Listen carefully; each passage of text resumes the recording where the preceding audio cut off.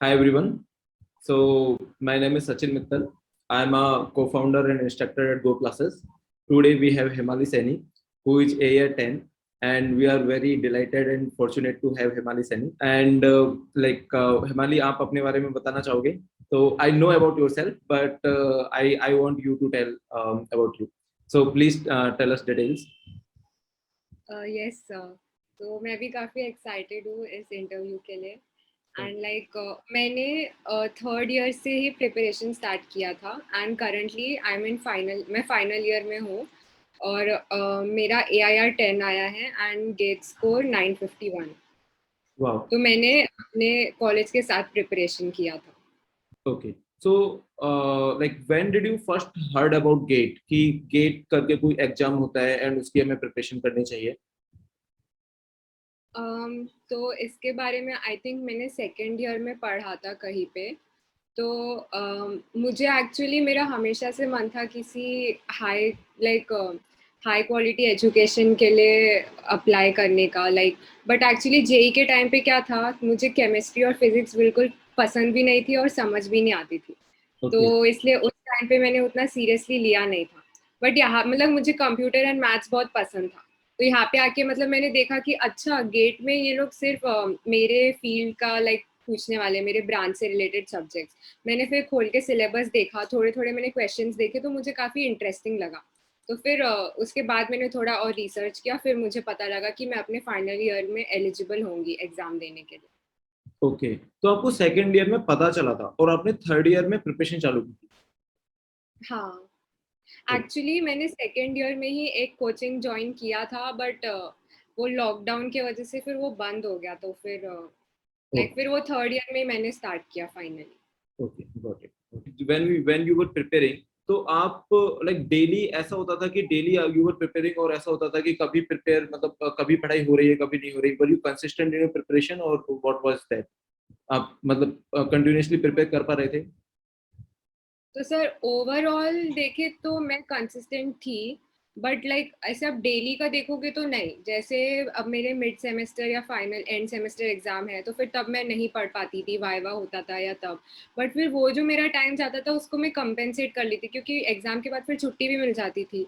मतलब नॉर्मली मैं 4-5 घंटे या कभी 5-6 घंटे पढ़ती थी, फिर एग्जाम के टाइम मेरा बिल्कुल नहीं हो पाता था. तो फिर उसी के लिए मैं छुट्टी के दिन फिर मैं उस 6 को वो 10 to 11 आवर्स लेके जाती थी. तो ओवरऑल बैलेंस रहता था मेरा. Okay, okay. एक्चुअली एस्पिरेंट्स को ये क्वेश्चन भी होता है कि टॉपर्स लाइक यू, तो वो लोग एक साथ में कितना सिटिंग कर लेते हैं? कितनी देर आप एक साथ पढ़ लेते थे? जैसे एक बार बैठ गए पढ़ना तो कितनी देर तक पढ़ लेते थे आप? मैं ऐसे छोटे छोटे गोल्स लेके चलती हूँ. पहले ये टॉपिक करना है तो उसमें भी मैं ये नहीं कि जब तक खत्म नहीं हो जाता तब तक बैठी रहूँ. सपोज मैं 1 घंटा मान लो, मतलब एक तो आजकल फोन का काफी डिस्ट्रैक्शन होता है तो फिर जब मैं पढ़ती हूँ उस टाइम पे तो मैं फोन अपने पास नहीं रखती. मैं दूसरे रूम में या उसको ऐसे फ्लाइट मोड पे डाल के रखती हूँ. तो फिर 1 आवर है तो वो 1 आवर में मैं सिर्फ पढ़ूंगी. फिर अब एक तो एकदम इग्नोर नहीं कर सकते, कुछ इंपॉर्टेंट मैसेजेस या कॉल आता है तो फिर मैंने 1 आवर के बाद 10 मिनट का ब्रेक लिया, पानी पीना या फिर देख लेना कुछ इंपॉर्टेंट तो नहीं है. फिर 10-15 मिनट के बाद फिर वापस कंटिन्यू. तो ओवरऑल मतलब ऐसे अगर 2 घंटे का हो जाए अगर, और ऐसे 3-4 सेशन कर लो तो हो गया दिन का पढ़ाई, इसी में हो जाए. राइट. तो ऐसा कुछ कंस्ट्रेंट नहीं था कि इतनी देर पढ़ना ही पढ़ना है, मतलब जब तक आपको लग रहा है कि पढ़ना है उसके बाद उठना है तो उठ जाओ, ऐसा कुछ क्वेश्चन नहीं था? हाँ, गॉट इट. मन वो मूड के हिसाब से होता था. ओके.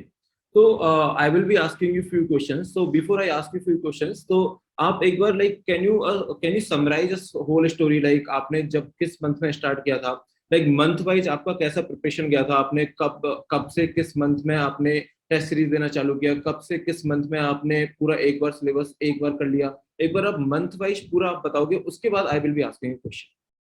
हम्म. तो जब मैं थर्ड ईयर में थी और तभी ये नोटिफिकेशन आया था कि अब से थर्ड ईयर वाले बच्चे भी दे सकते हैं गेट.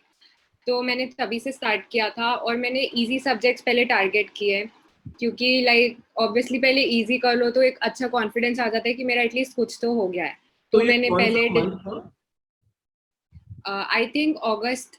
हाँ, मेरा थर्ड ईयर स्टार्ट हुआ था और तभी नोटिफिकेशन भी आया था तो मैंने अगस्त से स्टार्ट किया. फिर मैंने सबसे पहले मैंने डिजिटल लॉजिक पढ़ा. क्योंकि वो मुझे इजी लगता था। और फिर साथ में लाइक मैंने ऐसा प्लान किया जो मेरे सेमेस्टर में सब्जेक्ट्स हैं वो भी मैं साथ में कवर करूँ।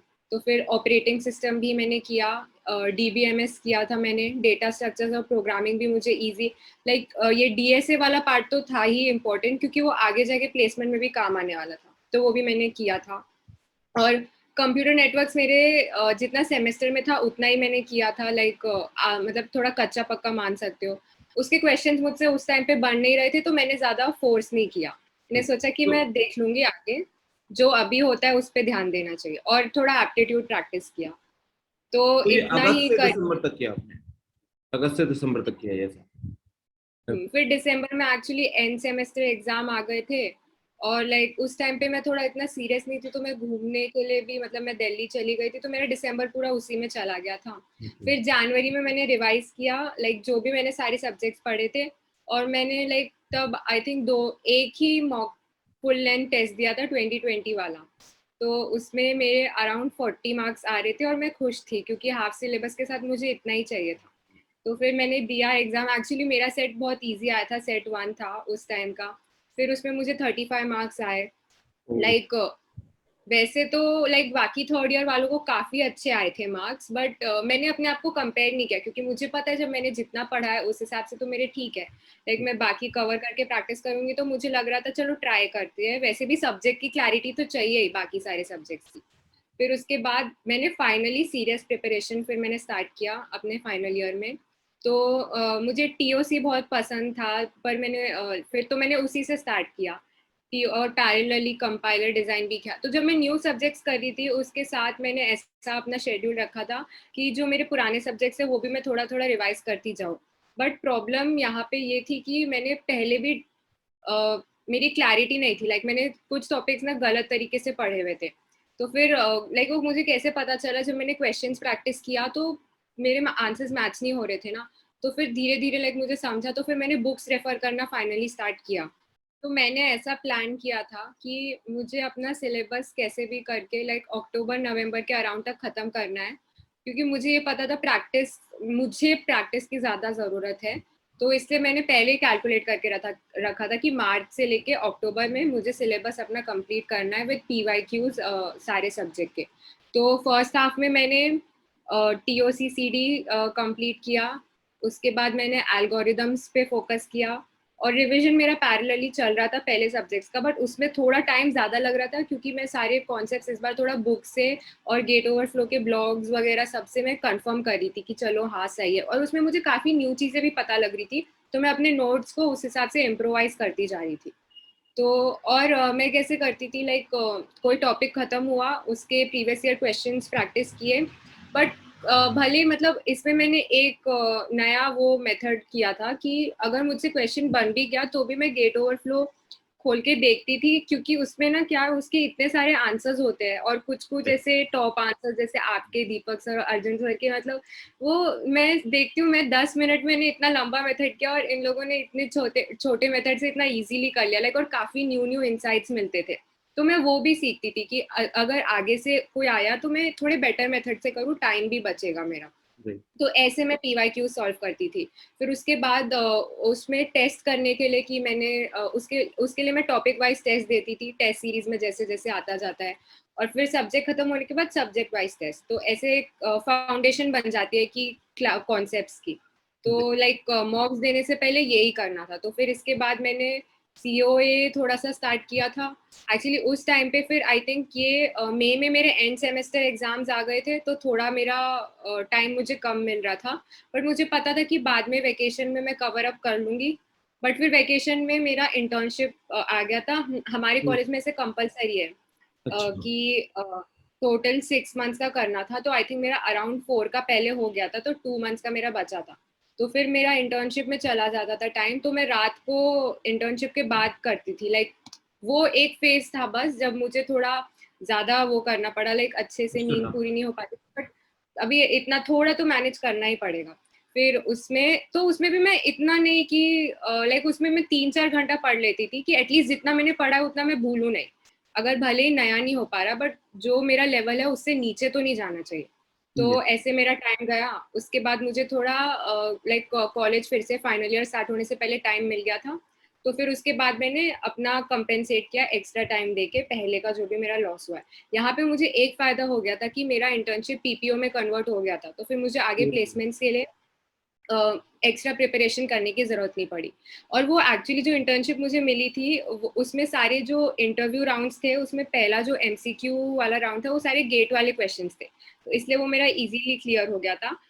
और उसके बाद भी लाइक वो जो टेक्निकल राउंड में वो ओरली पूछते तो उसमें गेट के कॉन्सेप्ट्स ही पूछे थे, तो इसलिए वो एक हेल्प हो जाती है काफी। गेट लाइक अगर कोई थर्ड ईयर में है एंड वो सोच रहा है कि गेट करूँ कि प्लेसमेंट करूँ, आप दोनों स्टार्ट करो, आपको दोनों के कॉन्सेप्ट दोनों जगह पे काम आएंगे। तो उसके बाद फिर मेरे जो मेजर सब्जेक्ट्स थोड़े जैसे सी एन हो गया एंड आई थिंक और कुछ जैसे, हाँ इंजीनियरिंग मैथ्स भी मैं एक्चुअली मैथ्स एंड एप्टीट्यूड में डेली रात को 1 घंटा थोड़ा थोड़ा सोने से पहले करती थी। तो वो मैंने एक बार में नहीं किया, मैंने पैरेलली किया, क्योंकि मैथ्स ऐसा मजेदार लगता है कि जब मन करे कर लो वैसे टाइप का। हाँ तो फिर मैंने अगस्त सितंबर अक्टूबर में बचे हुए जो इन सब्जेक्ट्स में मुझे थोड़ा ज्यादा टाइम लगा क्योंकि मुझे थोड़ा डिफिकल्ट लगता था COA एंड CN, तो उनमें मैंने टाइम देके और लाइक जो पहले सब्जेक्ट थोड़े टफ टॉपिक्स थे वो सब मैंने कवर किए। फिर उसके बाद मैंने सारे टेस्ट सीरीज का सब्सक्रिप्शन लिया, लाइक गेट ओवरफ्लो का और और गेट अप्लाइड का लिया था मैंने। और फिर उसके बाद मैंने सारे टेस्ट देने स्टार्ट किए। और मैंने ये नोटिस किया था कि मतलब कॉन्सेप्ट में अगर 2-3 बार भी पढ़ लूँ उतना मेरा इम्प्रूवमेंट नहीं होगा जितना प्रैक्टिस करने से होता है। तो मैंने फिर उसके बाद प्रैक्टिस करने पे ज्यादा फोकस किया, लाइक मॉक्स एंड ऑल पे। ओके, तो आपके गेट और ऑफ टेस्ट में जितने मार्क्स आते थे वो मतलब व्हाट वाज दैट रेंज कि आपके कितने मार्क्स आते थे और एक्चुअल में आपके कितने मार्क्स आए? हाँ एक्चुअली देखा जाए तो जो एक्चुअल में आए वो एवरेज है, क्योंकि गेट ओवरफ्लो के जो फुल लेंथ मॉक्स थे उसमें मेरा मिनिमम स्कोर 60 था और आई थिंक मेरा मैक्सिमम 77 के आसपास था, और आए मेरे एग्जाम में 70। तो एवरेज कह सकते हैं, हाँ, क्योंकि ओके, उसमें कुछ टेस्ट मतलब इससे मुझे ये पता लगता था कि क्वेश्चन किसी भी टाइप के आ सकते हैं, लाइक हार्ड भी एक्सपेक्ट करो, इजी भी, मॉडरेट भी।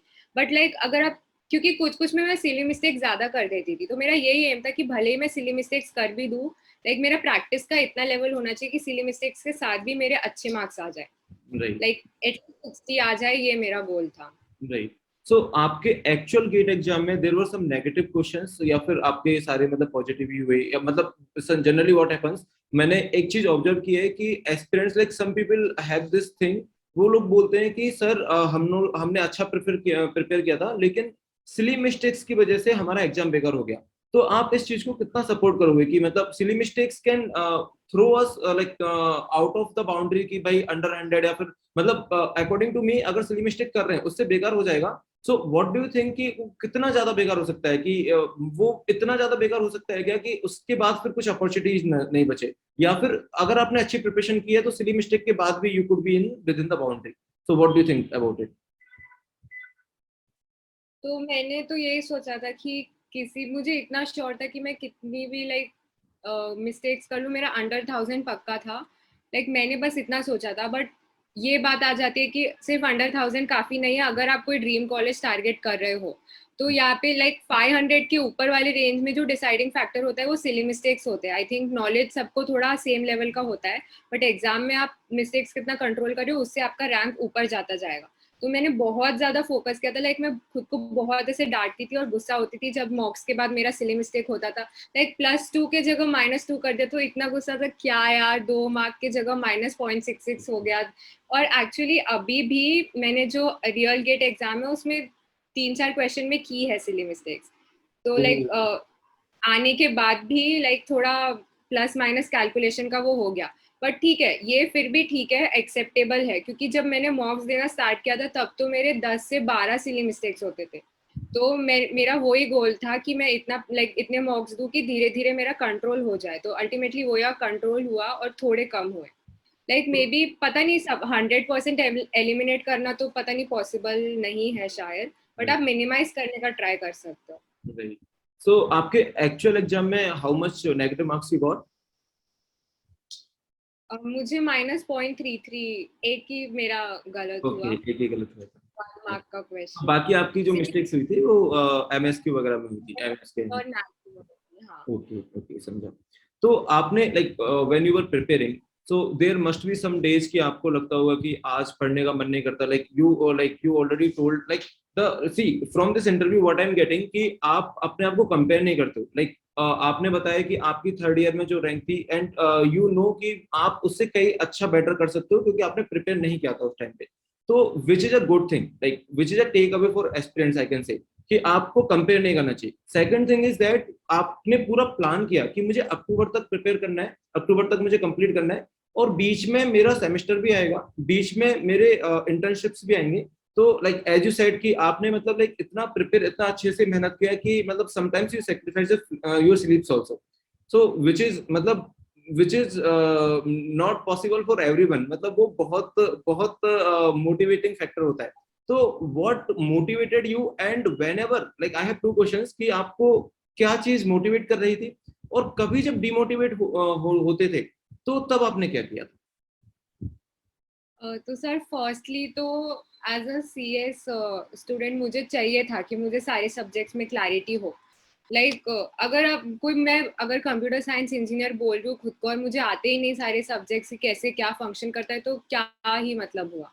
तो वो मुझे जानना था, सबसे इम्पोर्टेंट वो था। लाइक गेट में मुझे एकदम स्क्रैच से हर चीज़ पता लग रही थी कि क्या कैसे काम करता है, तो ऑटोमेटिकली इंटरेस्टिंग होता था। और उसके बाद दूसरा ये भी था कि लाइक और किसी चीज़ पे ऑलरेडी टाइम इन्वेस्ट कर दिया है और बीच में कोई हर्डल आ गया, चलो ठीक है, तो इसका ये मतलब थोड़ी कि एक हर्डल की वजह से मैं अपने पहले का सारा इन्वेस्टमेंट ऐसे वेस्ट में जाने दूँ।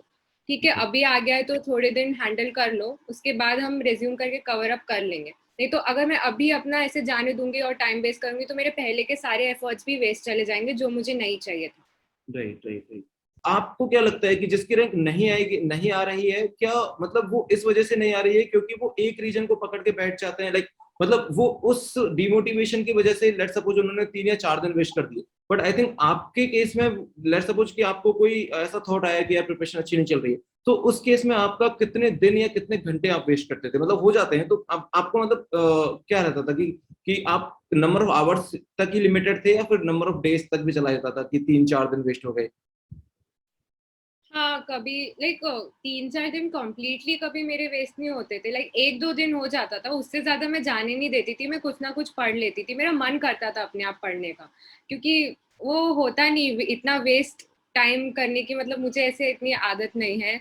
एक आदत नहीं, पर मतलब मुझे ऐसे कि सोचने से ज्यादा एग्जीक्यूशन करने में मजा आता है। एक जो आप बोल रहे हो ना किसी की रैंक नहीं आई, उसका एक रीजन हो सकता है, लाइक मैंने ऑब्जर्व किया है कुछ लोग प्लानिंग बहुत ज्यादा करते हैं कि ये कर लूंगा वो कर लूंगा, और प्लान लाइक करते रहते बट वो एग्जीक्यूट नहीं कर पाते, उनका टाइम उसमें ज्यादा चला जाता है, ये एक थोड़ा गलत हो जाता है। एंड दूसरा होता है कि लोग खुद को बहुत अंडर एस्टिमेट करते हैं, जो लाइक मैं भी पहले करती थी, बट जब मैं थोड़ा लाइक टेस्ट एंड ऑल देने के बाद मैंने देखा कि मैं इतना भी बिलो नहीं, मतलब मैं एवरेज हूँ, लाइक मुझे आते हैं कॉन्सेप्ट बाकी लोगों के कंपेयर में। तो मैं थोड़ा और एफर्ट्स डाल के और प्रैक्टिस करूँ तो मेरा एक अच्छा खासा रैंक आ सकता है। तो ऐसे मैंने सोचा था। Right okay. तो व्हेन यू वर प्रिपेयरिंग तो आपको लाइक आपने जैसे like I am just saying कि आपको 35 मार्क्स आए थे, राइट है ना पहले? तो उस टाइम पे आपकी जो एनालिटिकल स्किल्स थी may not be that good, है ना, मतलब आपका माइंड अच्छा शार्प होगा लेकिन आपके हो सकता है कि आपने काफी कुछ इंप्रूव किया हो during the preparation. So what do you think कि आपने मतलब वो पर्टिकुलर चीज की सोचना कैसे है, चीजों को वो कैसे इंप्रूव किया? तो स्टार्टिंग में तो नहीं बन पाते थे क्वेश्चंस, उसके बाद थोड़ा हिंट लेके फिर खुद से ट्राई करती थी। फिर मतलब बाद में समझ लाइक ब्रूट फोर्स ही मैं स्टार्टिंग में फॉलो करती थी कि जो भी हो जाए चलो सब कुछ ट्राई करके देख लो, आंसर मैच करना है कैसे भी, मैच भी नहीं होता था वो। फिर उसके बाद धीरे धीरे ऐसे थोड़ा डायरेक्शन मिलने लग गया था प्रैक्टिस करने के बाद कि ये ट्राई करके देखो, लाइक अपने आप वो प्रैक्टिस के साथ पता लग जाता है। और एक्चुअली प्रैक्टिस में भी डिपेंड करता है कौन से टाइप के क्वेश्चंस प्रैक्टिस करो, जैसे कुछ मटेरियल में वो क्या करेंगे, सिर्फ पीवाईक्यू का 1 दिया है तो 2 कर देंगे, लाइक सिर्फ वैल्यू चेंज करेंगे, तो उसमें उतना एनालिटिकल स्किल्स इंप्रूव नहीं होता। लाइक बट जो न्यू जो होते हैं ना, जैसे गेट ओवरफ्लो में इतने न्यू टाइप के क्वेश्चन, जैसे गो क्लासेस का जो दोनों मॉक टेस्ट है उसमें तो सारे ही नए क्वेश्चन थे, 65 के 65, like majority of the question. तो वो तो उस टाइम पे एकदम कि एकदम सोचना पड़ गया था, दिमाग कभी इतना यूज हुआ नहीं था, तो उसमें काफी एक्सरसाइज हो जाती है ब्रेन की। तो जब ऐसा होता है तो अपने आप कोई और न्यू टाइप का मिले ना, तो फिर वो फोर्स हो जाता है सोचने के लिए कि अपने आप की ये करना है, वो मतलब फिर वो हो जाता है, धीरे धीरे आ जाता है। बस प्रैक्टिस करो, अच्छे क्वेश्चंस प्रैक्टिस करो। तो जैसा आप बोल रहे हो अच्छे क्वेश्चंस, तो अच्छे क्वेश्चंस में अकॉर्डिंग टू मी मतलब मुझे ऐसा लगता है कि PYQ is the top most अच्छे क्वेश्चंस, मतलब उनके मतलब like because we are targeting for an exam, तो पीवाईक्यू सबसे ज्यादा इंपॉर्टेंट है। तो यहाँ पे मतलब I would like to discuss it very nicely कि मतलब पीवाईक्यूज की कितनी इंपॉर्टेंस है। क्या हम एक पीवाईक्यू को देख के बस हमें ये सोचना चाहिए कि इसको बस सॉल्व कर दो, विच मीन्स कि लेट्स सपोज वो पीवाईक्यू सॉल्व हो रहा है कि n इक्वल टू 1 पुट किया और आंसर आ गया, कुछ भी एबीसीडी कुछ आंसर आ गया, should be following that approach, should be following कि 50 पीवाईक्यू आज एक दिन में करने हैं, या फिर शुड बी फॉलोइंग कि आई डू नॉट केयर कि कितने पीवाईक्यू होते हैं नहीं होते, I want to solve PYQs today and I am ready to spend let's suppose 1 hour और 2 hour in just one question. So what do you think की importance, PYQs की importance क्या है, उसको कैसे करना चाहिए, कहाँ से करना चाहिए, उसको कैसे एनालाइज करना चाहिए, एक बार पीवाईक्यूज के बारे में बताइए। तो पीवाईक्यूज जैसे कि आपने बोला, सबसे पहले तो वही करने चाहिए, राइट। और मैं ऐसे गोल बना के चलती थी, सपोज मैंने सोचा है कि मुझे 25 पीवाईक्यूज आज करने हैं, तो अब पता है डेली का डिफरेंट होता था।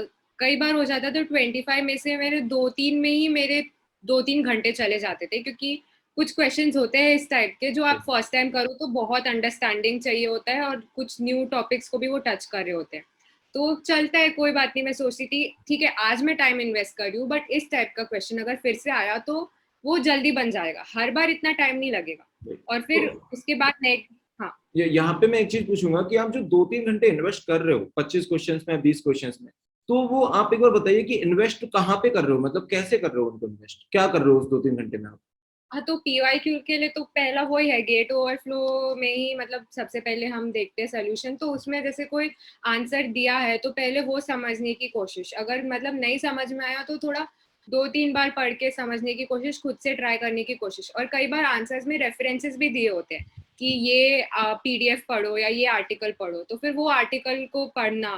फिर ये नहीं कि सिर्फ जो पूछा है उसी के बारे में पढ़ो। जैसे सपोज कोई एग्जांपल, जैसे कंप्यूटर नेटवर्क्स में जैसे वो एआरपी ब्रॉडकास्ट का अगर पूछा है, तो आप उसका कुछ कर रहे हो, आपको नहीं समझ में आ रहा हो, तो आपको रेफरेंस दिया है तो आपने ब्रॉडकास्ट का पढ़ लिया, तो सिर्फ वो मत पढ़ो, उसमें साथ में आप यूनिकास्ट और मल्टीकास्ट का भी पढ़ लो, ताकि उससे रिलेटेड कुछ भी आया तो वो भी आपका कवर अप हो जाएगा।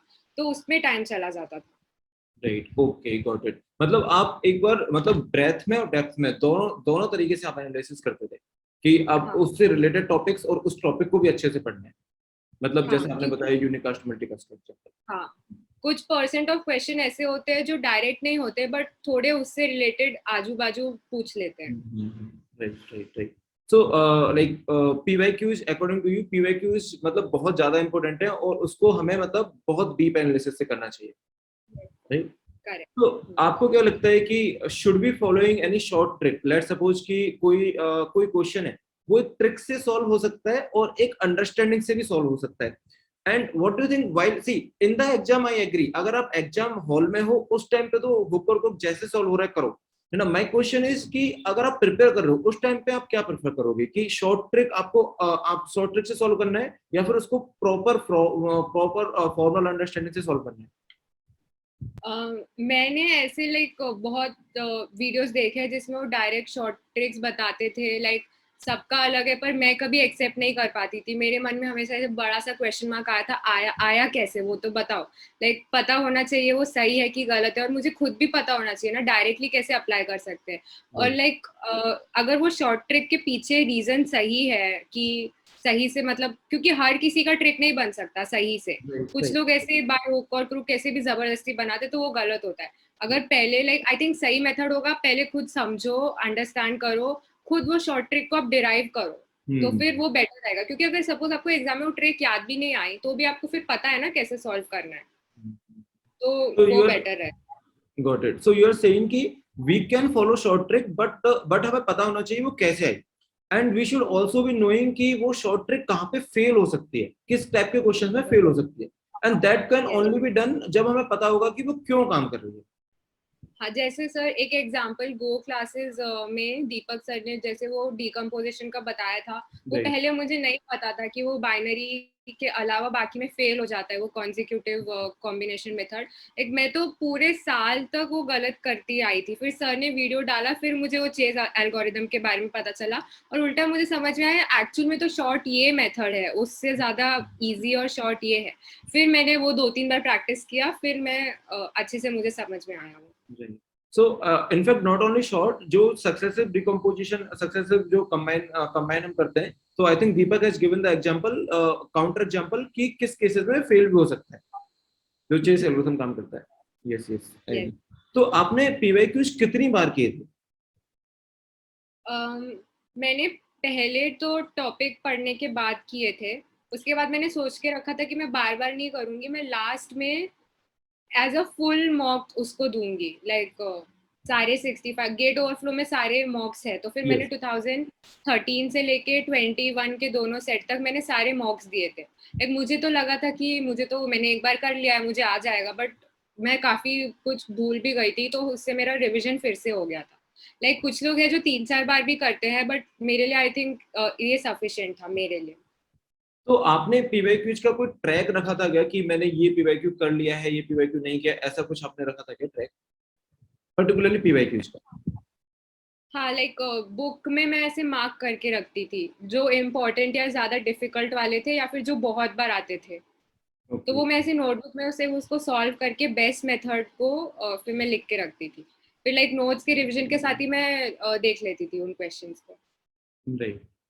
तो like let's suppose you are preparing, तो अभी बहुत सारा इतना बड़ा सिलेबस है, we need to prepare so many things, तो वी शुड बी नोइंग कि हमारा क्या like mind map is okay, mind में हमको पता होता है कि क्या छूट गया है क्या नहीं करना, लेकिन हमें खुद को भी ऐसे विजुअल फॉर्म में कहीं पे नोट डाउन करके आपने रखा था क्या कि मुझे ये मतलब क्या एक पूरी स्ट्रेटेजी की अब मुझे ये करना है या फिर ये छूट गया है या फिर कुछ ऐसा नोट डाउन किया था, ऐसा कुछ हुआ था क्या? हाँ, तो एक तो जैसे मैंने आपको बताया, ओवरऑल मैंने सोचा था मार्च से अक्टूबर में मुझे सिलेबस कंप्लीट करना है, तो मैंने रफली ये सोच के रखे थे ये मंथ्स में मुझे ये करना है। ये मैंने नोट नहीं किया था, बट मैं डेली का अपना टारगेट एक ऐसे नोट करके रखती थी। मेरे पास उसकी फोटो है, मैं हाँ हाँ शुड आई प्लीज। शो? हाँ हाँ हाँ हाँ डेफिनेटली, आप स्क्रीन शेयर कर लीजिए। सर दिख रहा है हाँ स्क्रीन? हाँ this is visual, yes. Okay. तो आपने ये सब कुछ ऐसे लिख के रखा था कि मुझे इस डेट को ये करना है, इस डेट को एक बार आप एक्सप्लेन करोगे ये मतलब नीचे हाँ डेट है क्या है? हाँ हाँ, तो जैसे इसमें आप देख सकते हो डी डिस्क्रीट मैथ्स के लेक्चर्स, डीपीपीज नोट्स, तो मैं ऐसे टारगेट बना के रखती थी कोई भी एक दिन का, कि मैं ऐसे नहीं फिक्स करके रखती थी कि 9 से 10 बजे ये करना है, जब भी मुझे सूटेबल हो, बाकी कॉलेज के साथ घर के काम के साथ, तो मैं सोच के बस कम से कम इतना करना है, बाकी जो करना है वो करो। तो पहले इसका क्वेश्चन सॉल्व कर लिया, जैसे आप देख सकते हो कंप्यूटर नेटवर्क्स का कोई वीडियो देखना है, ये पीवाईक्यू सॉल्व करने हैं, उसके बाद एप्टीट्यूड का थोड़ा प्रैक्टिस करना है। तो ऐसे मैंने ये एवरी डे का मैं बना के रखती थी अपना। और ये नीचे मैंने थोड़ा ऐसे स्माइली बनाया कि जिस दिन मैं एकदम खुश होके करती थी और जिस दिन मैं थोड़ा सैड होके करती थी, बट मैं करती थी किसी भी केस में। ऑसम। तो इससे थोड़ा मुझे मोटिवेशन मिल जाता कि मैंने काफी किया है, और सॉर्ट आउट हो जाता है, नहीं तो ऐसे कंफ्यूजिंग होता है कि अब क्या पढ़ूं सॉर्ट ऑफ। राइट राइट और राइट। ऐसे पहले ऐसे भी थोड़ा मैं एकदम स्टार्टिंग का है जिसमें आप देख सकते हो यहाँ पे मैंने बाकी कॉलेज के काम भी साथ में मिक्स किए हुए थे, तो उनके साथ भी थोड़ा सा जैसे ऊनो या चेस खेले, थोड़ा रिक्रिएशनल एक्टिविटीज भी जरूरी है।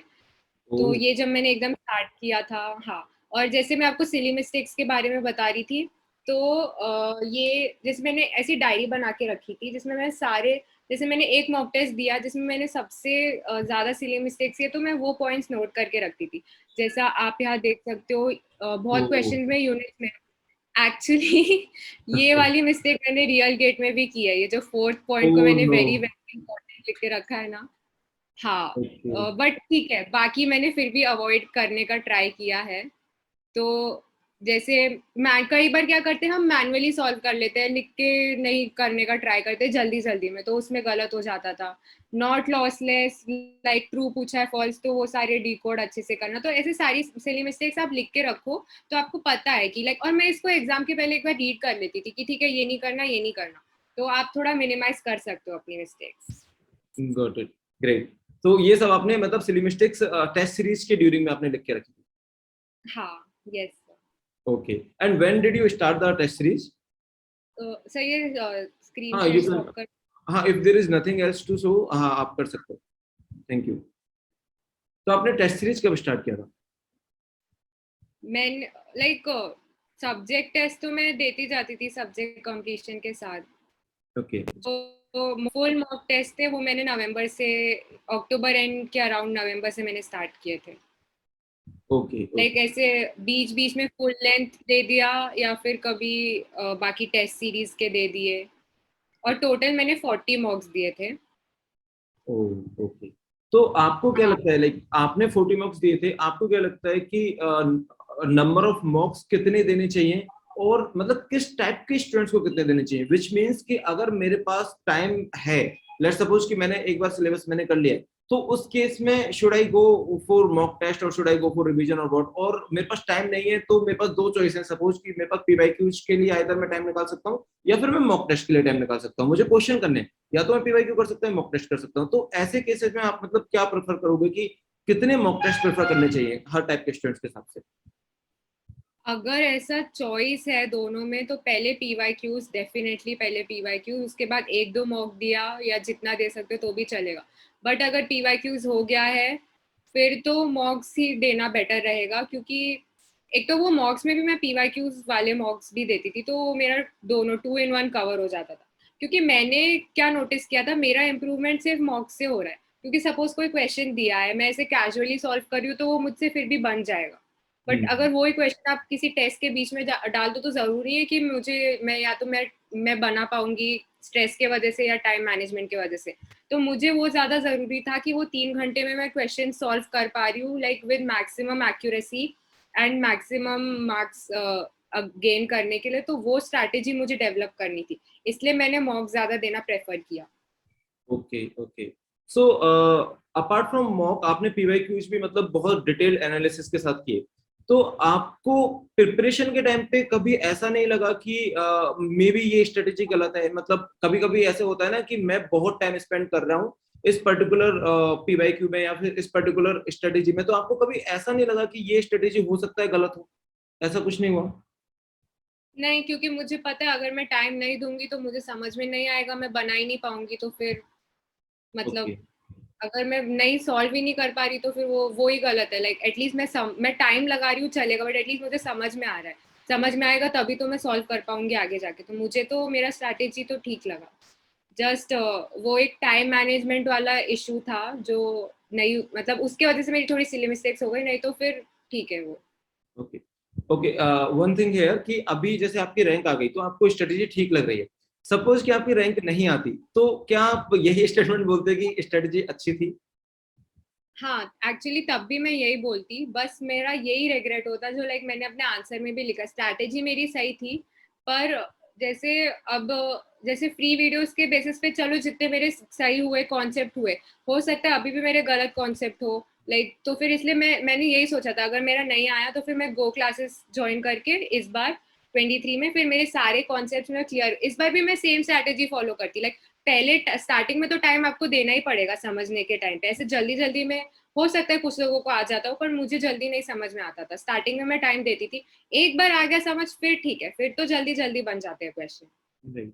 सो as you mention GO classes, तो आपने मतलब कितना एक्सटेंसिवली हमारे वीडियोस देखे थे, या फिर आपने मतलब आपने मतलब ऐसा है कि एक दो वीडियोस देख के यू जस्ट सेड कि ठीक है मतलब it's okay, I I should be focusing on on my own preparation, क्योंकि like we started very late. तो आपको कब, like when you figure out कि there is something called go classes, and how you felt about the go classes, like will you like to share some experience about the go classes?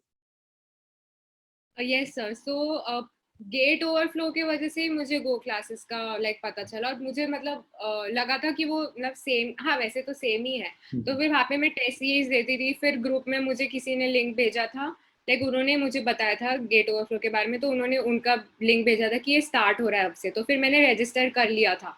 तो फिर उसके बाद like मुझे live classes के लिए तो मेरा कॉलेज के साथ क्लैश होता था तो लाइव में अटेंड नहीं कर पाती थी। बट उसके बाद फिर मैं लेक्चर्स देखती थी, लाइक जितना पॉसिबल। स्टार्टिंग के तो मैंने सारे अच्छे से देखे थे, और फिर जो कॉन्सेप्ट मैं सीख लाइक क्योंकि जैसे एक सब्जेक्ट हो गया तो जो कुछ कुछ इजी टॉपिक्स होते हैं वो तो आते हैं, तो फिर वो मैं रीड कर लेती थी और थोड़ा उसमें जल्दी कर, बट जो मुझे नहीं आता था, जो नया नया लग रहा था, फिर वो मैं अच्छे से पढ़ती थी और फिर लाइक उसके नोट्स में अपने ऐड कर देती कि चलो ये मेरा मिसिंग था या ये मैंने गलत किया था। तो ऐसे मैंने स्टार्टिंग में लाइक मैं फॉलो कर रही थी ऐसे through out the year, but year and होते होते भी बहुत सारी वीडियोस आ रही थी, बट फिर तब मेरे पास टाइम थोड़ा कम था, क्योंकि लाइक एंड और मुझे ऑलरेडी पता था लाइक 2-3 टॉपिक्स जो मेरे वीक है, बट उसके भी वीडियो सर डाल रहे थे। बट मैंने सोचा कि अभी एकदम एंड मोमेंट पे, लाइक आई थिंक ये जनवरी एंड की आसपास की बात है, डिजिटल लॉजिक के काफी सर ने वीडियोस डाले थे, तो वो भी मुझे बहुत मन था देखने का और अपने कॉन्सेप्ट्स क्लियर करने का, बट ये बोलते हैं ना कि लास्ट मोमेंट पे नया मतलब नया मत करो। तो सिर्फ वो वाले जो एकदम एंड में थोड़े वीडियोस डाले थे, सिर्फ वो मुझे स्किप करने पड़े थे, नहीं तो बाकी मैंने थ्रू आउट फॉलो किया था। और काफी लाइक मतलब ऐसे होते हैं ना कि न्यू न्यू कॉन्सेप्ट्स पता लगते हैं, तो फिर वो मैं नोट्स मेरे अपडेट होते गए थे। और लाइक ये भी मैंने ऑब्जर्व किया था कि कई बार गेट में न्यू कॉन्सेप्ट से भी डायरेक्ट क्वेश्चंस आते हैं, तो फिर इस लाइक उससे फिर थोड़ा थिंकिंग हमारा ज्यादा ब्रॉडन हो जाता है कि सिर्फ ये ही नहीं जो अब तक पढ़ा है, सिर्फ वो नहीं, बाकी न्यू चीजें भी पढ़नी है। तो फिर वो काफी हेल्पफुल हो, लाइक एक कॉन्फिडेंस बिल्ड हो गया था कि थोड़ा इधर उधर का भी आया तो मुझे आता है, आती है चीज। So basically like at this point I would like to ask कि मतलब आपको कैसा like teaching methodology कैसी लगी, like what do you think कि we are only like teaching you know in the very typical oriented way कि ये ऐसा है, इसको ऐसे solve करना है, or like how we are teaching, or we are teaching in the like proof of systematic way कि कोई algorithm है या फिर कुछ भी आपने जो भी वीडियो देखे कि इस वजह से मतलब ये क्यों आ रहा है, और हम बस डायरेक्टली बता रहे हैं कि ये ऐसा है तो ऐसा है, और we are telling the proof and all. So like what was your experience? हाँ तो सर लाइक एक ऐसा एकदम सिस्टमैटिक मतलब वैसा नहीं था वो, फिर बहुत बोरिंग हो जाता है कि सिर्फ आके बता के जा रहे हैं। लाइक मैंने जो ऑब्जर्व किया था कि लाइक एकदम बेसिक से सब पढ़ाया जा रहा है, और काफी लाइक एग्जाम्पल्स इतने ज्यादा इंटरेस्टिंग थे कि लाइक अपने आप ऐसे पता ही नहीं लगता कि कब हो भी गया लेक्चर, लाइक वो इतनी जल्दी जल्दी वो चला जाता है, और फिर खुद ही ऐसे मन करता है जानने का, अच्छा ये भी है ये भी है। और लाइक पूरा जैसे एक एग्जांपल के लिए, जैसे वो कंपाइलर डिजाइन में सर ने पूरा समझाया था अच्छे से कि कैसे वो बैक एंड वाला पार्ट होता है, फ्रंट एंड वाला होता है, फिर वो इंटीग्रेट होता है, फिर उसके एग्जांपल्स, और लाइक इतने सारे टर्म्स सर ने यूज किए थे जो मैं तो थोड़ा डर गई थी कि उस टाइम पे कि यार मेरा प्रिपरेशन यार खत्म होने आया और मुझे पता भी नहीं है कितनी चीजों के बारे में। तो फिर तब भी वही मेरा एक रेग्रेट इसलिए बहुत हो रहा था उस टाइम पे, क्योंकि बुक्स मैंने भले ही रेफर की थी बट हर टॉपिक के लिए मैं नहीं कर पाई थी। तो फिर ये मुझे पता लग रहा था कि लाइक नेक्स्ट टाइम मैं पूरा बुक से अच्छा तो सर के नोट्स और वीडियोस ही देख लो, क्योंकि उन्होंने बुक से उठा लाइक वो थोड़े थोड़े उन्होंने स्क्रीनशॉट्स बुक्स के और उनके नोट्स के रेफरेंसेस भी वहां से थे। तो फिर ऐसा था कि एक ही जगह पे मुझे सब कुछ मिल जाएगा, कंटेंट भी मिल जाएगा और इतने क्वालिटी क्वेश्चंस भी मिल जाएंगे। और फिर एक्चुअली मेरे पास डाउट पूछने के लिए ज्यादा कोई था भी नहीं, लाइक मैं मोस्टली ऐसे ग्रुप्स में भेज देती थी, अगर रिप्लाई आया तो आया। फिर ये सोचा था कि यहाँ पे फिर सर से भी डायरेक्ट डाउट सॉल्विंग का होता है, ऐसे मैंने बाकी अपने गो क्लासेस के फ्रेंड से सुना था। तो इसलिए फिर ये था कि सब ऑल इन वन पैकेज हो जाएगा यहाँ पे। Okay okay, thank you. या like that was the only plan कि कोई भी चीज हम लोग पढ़ा रहे हैं तो ऐसा नहीं है कि हमने बता दिया है कि ए इक्वल टू बी मतलब ऐसे ये होता है तो ये होता है। सो वी ऑलवेज टेल कि ये क्यों होता है, like why was always important to us. So या thank you. So now what, या प्लीज टेल मी। लाइक जैसे आपने बोला ना, वो उसमें ज्यादा इंटरेस्ट आता है कि पता है ये जो बनाई गई है कोई भी एल्गोरिथम वो क्यों है, लाइक उसका क्या यूज है, उसके बिना मतलब ही नहीं पढ़ने का। वो सब आप ऐसे बताते हैं लाइक हर उसमें कि इससे हम ये इसके एप्लीकेशन है, तो फिर ज्यादा इंटरेस्टिंग लगता है। Right right right. Even AIR 82 है इस बार जसकरण, तो उन्होंने अपनी लिंक्डइन पोस्ट में बिल्कुल ऐसे ही लिखा है जैसे आप बोल रहे हो कि ही एक्चुअली उनको भी मतलब बहुत लेट पता चला था, and he binge watched all the lectures just like a movie. तो उनको इतना इंटरेस्टिंग लग रहा था, ओ इसके बाद ये है इसके बाद ये है। तो हाँ मतलब it was a let start, but like I am happy कि आपने फिगर आउट किया and that help you also. So that is yes. Very good. Okay, so now like I will ask what are your future plans कि आप IIT Bombay, IISc and not even like limited to any college like after MTech like what do you think आप PhD करना चाहोगे like what are the future plans and even like what do you want कि आपको industry में जाना है आपको research में जाना है and the job so like आपने कुछ सोचा है या फिर बाद में ही सोचेंगे ऐसा कुछ है सो सर लाइक करंटली तो मैंने सोचा है लाइक आईआईटी बॉम्बे का मैं ऐसा सोच रही हूँ अभी मुझे लाइक डेटा साइंस में थोड़ा डेप्थ में एक्सप्लोर करना है मुझे अभी ओवरव्यू है मुझे ऊपर ऊपर से आता है लाइक मैंने अभी ऊपर से पढ़ा है बट मुझे इन डेप्थ और जानना है कि लाइक जो हमारे इतने सारे एल्गोरिदम्स है जो मॉडल्स हम यूज करते हैं वो कैसे काम करते हैं उनको और इम्प्रोवाइज करने का और उनके और एप्लीकेशंस क्योंकि अभी रियल वर्ल्ड में देखो हर चीज जो है उनका डेवलपमेंट डेटा साइंस से ही हो रहा है और लाइक उससे ह्यूमन लाइफ काफी सिंपल हो रही है तो मुझे उसमें थोड़ा अपना कंट्रीब्यूशन करना है तो लाइक एग्जैक्टली रिसर्च का मैंने अभी नहीं सोचा है अभी मैं थोड़ा यहाँ पे एमटेक पे अपना फोकस करूंगी फिर आगे लाइक उसके मेरे एक्सपीरियंस के बेसिस पे फिर मैं आगे का डिसाइड करूंगी अपना okay got it so currently आप ऐसा सोच रहे हो कि डेटा साइंस को एक्सप्लोर करना है and if you get more interest तो आप फिर आगे सोचोगे कि पीएचडी करना है नहीं करना है ये सब आप बाद में सोचोगे एंड ओके उसके लिए मैंने आपके लीनियर अलजेब्रा के वीडियोस भी स्टार्ट किए जिसमें मुझे काफी मजा आ रहा है अभी ओके थैंक यू आपने अभी तक कितने देख लिए वो वीडियोस सर अभी फर्स्ट पे ही हूँ बट लाइक आधा हो गया है बट आपने स्टार्ट ही एकदम अलग तरीके से किया लाइक वो डेटा वाला है सब एग्जांपल लेके तो वो मैं समझ गई अभी ओके अब आप like I will just suggest you to watch all of those videos क्योंकि आपको वो एमटेक में भी डेफिनेटली हेल्प करेंगे and you will enjoy those videos I am very much sure about it okay तो ठीक है अभी like I will quickly summarize कि आपने मतलब मेरे अकॉर्डिंग आपने किस तरीके से प्रिपरेशन किया है and then I will just request you to also summarize कि मतलब अगर मैंने कुछ गलत बोला है तो आप बता देना फिर आप भी समराइज कर देना ठीक है सो आई थिंक कि हिमाली ने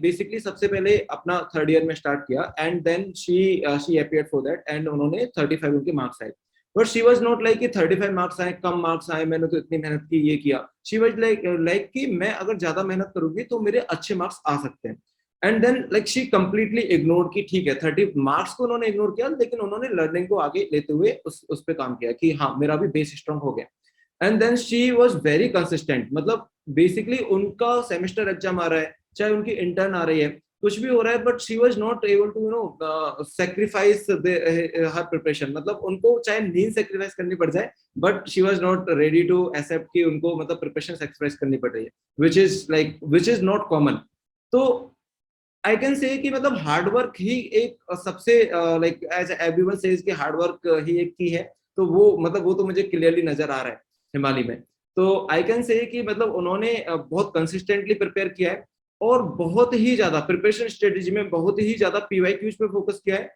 and she was not like कि मुझे बस आज दिन में 50 पीवाईक्यू करने हैं 60 पीवाईक्यू करने हैं शी वाज लाइक कि मुझे एक्सप्लोर करना है जितना मैं कर सकूं and using the GATE overflow I think right है ना आपने गेट और फ्लो पे सारे आंसर्स वगैरह पढ़ के वहां पे जितना एक्सप्लोर कर सके एंड देन जो यूजुअल प्रिपरेशन होती है उसके बाद आपने टेस्ट सीरीज वगैरह लगाया एंड इन योर केस आपने काफी ज्यादा मॉक टेस्ट में आप अपेयर हुए थे विच इज 40 है ना तो मतलब इससे आपको काफी हेल्प मिली क्योंकि आपने काफी like although you have repeated one of the mistake that you told me just now this is bits and bytes तो दैट इज ओके मतलब वो तो सबके साथ होता ही है कि but you are able to minimize your many of your mistakes and then finally like result is in front of everyone so congratulations once again so now I will just request you to also summarize कि आपने मतलब एक typical gate aspirant को जब वो start कर रहे हैं जब उनको कुछ नहीं पता है कि गेट का लेट्स सपोज सिलेबस ही पता है उसके अलावा कुछ नहीं पता है उनको गेट का तो उनको कैसा करना चाहिए और कैसा मतलब आप क्या सजेस्ट करोगे उनको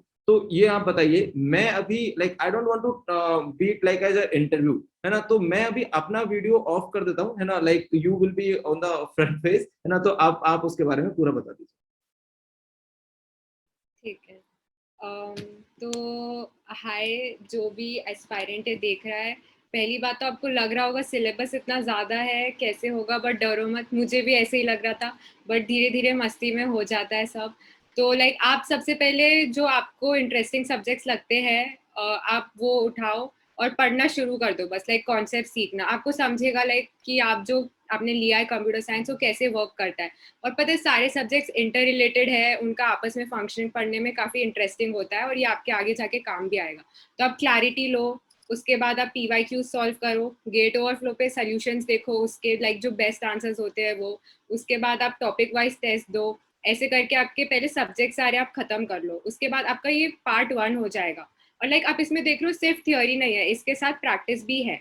बट ये आपके सारे सब्जेक्ट्स खत्म होने के बाद जो मेन प्रैक्टिस आता है दैट इज लाइक मॉक्स देना। और ये क्यों जरूरी है, क्योंकि आप तक अभी आपने कैसे रफली प्रैक्टिस किया है ना, बिना किसी टाइम लिमिट के और बिना लाइक ओवरऑल स्ट्रेस मैनेजमेंट के। तो अभी आप 3 घंटे वाले मॉक्स दोगे ना, तो फिर आपको समझेगा कि कैसे करना है। लाइक हाँ, ये एक इम्पॉर्टेंट पॉइंट है कि मैं पेपर कैसे अटेम्प्ट करती थी, मैं 3 राउंड्स में करती थी। तो पहले मैं सारे डायरेक्ट एंड ईजी वाले क्वेश्चंस कर लेती थी, उसके बाद सेकेंड राउंड में वो क्वेश्चंस जिन जो ईजी है बट सॉल्व होने में टाइम लेते हैं, एंड देन थर्ड राउंड में जो लाइक थोड़े डिफिकल्ट क्वेश्चंस, थोड़े नहीं एक्चुअली डिफिकल्ट क्वेश्चंस फिर मैं करती थी, और एक्चुअली इसी में टाइम खत्म हो जाता था।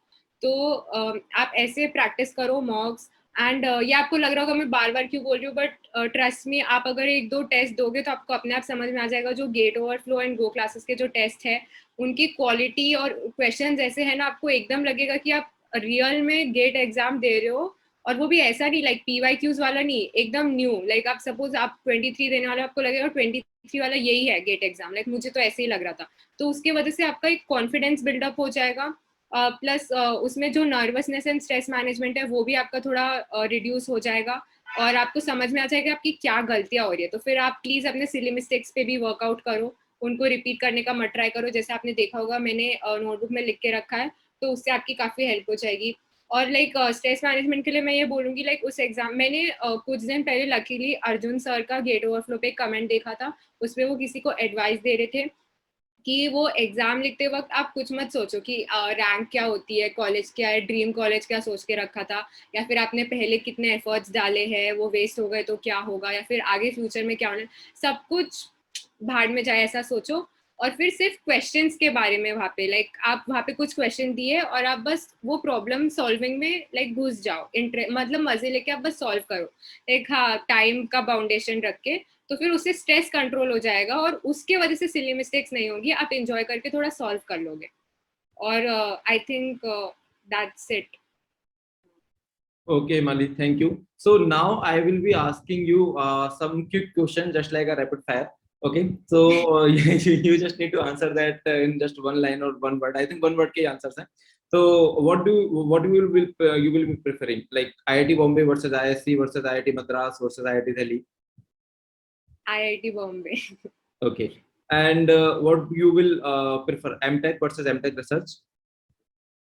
आई think MTech. Okay, what's your dream company? Google. Okay, apart from Google, anything else?